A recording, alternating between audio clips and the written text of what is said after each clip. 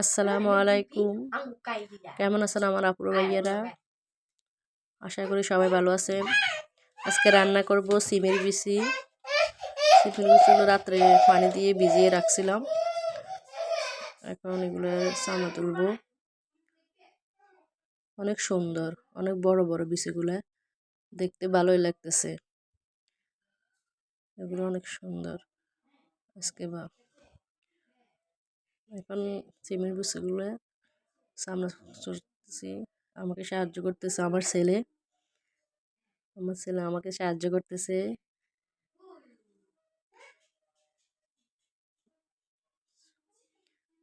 অনেকগুলা একলা একলা গুলো করতেছে।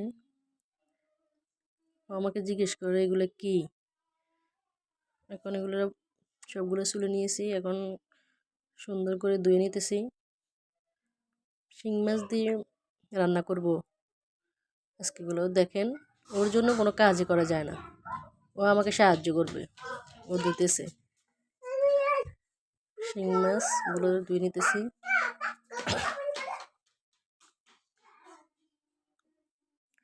শিং মাছ, পেঁয়াজ, কাঁচামরিচ, ধনিয়া পাতা, টমেটো সব কেটে নিয়েছি। শিং মাছগুলো হলুদ মরিচ দিয়ে মাখিয়ে এখন এগুলো ভাজি করে নিব। শিং মাছ ভাজি করতে একটু সাবধানতা অবলম্বন করতে হয়। এগুলো তেলের মধ্যে দিলে অনেক জোরে জোরে শব্দ করে গায়ে পড়ে তেলগুলো। এগুলো সুন্দর করে ভাজি নিতেছি। ভাজা হয়ে গেছে আমার। এখন আমি সিমের পিসগুলো রান্না করব। তেল দিয়ে দিচ্ছি পাতিলে। তেল গরম হয়ে গেছে। পেঁয়াজ, কাঁচামরিচ ভালো করে নাড়িয়ে সারিয়ে একটু বাদামি কালারের রসুন বাটা দিয়ে একটু ভালো করে নাড়িয়ে হলুদের গুঁড়া, মরিচের গুঁড়া অল্প একটু দিয়েছি, কাঁচামরিচ দিয়েছি, লবণ দিয়ে একটু পানি দিয়ে ভালো করে নাড়িয়ে সারিয়ে কষিয়ে নিতে হবে। একটু সব কয়েকটা তেজপাতা দিয়ে দিয়েছি। তারপর ভালো করে কষিয়ে সিমের বিচিগুলো দিয়ে দিয়েছি। সিমের বিচিগুলো ভালো মতনে কষিয়ে নিতে হবে। তারপর পানি দিয়ে সিদ্ধ করে দেবো।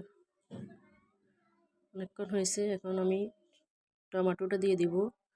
সিমের বিচি সিদ্ধতে দেরি হয় না, টমেটো, মাছটা, শিং মাছটা দিয়ে দিতেছি। সিমের বিচিগুলো রান্না করতে বেশি দেরি হয় না, অনেক সহজে রান্না হয়ে যায় তাড়াতাড়ি। এখন ধনিয়া পাতা দিয়ে দিছি। শিং মাছ, ধনিয়া পাতা অনেক সুন্দর হয়েছে। কেমন হয়েছে জানাবেন, আর চ্যানেলটা সাবস্ক্রাইব করবেন। Like, comment, share, please please subscriber.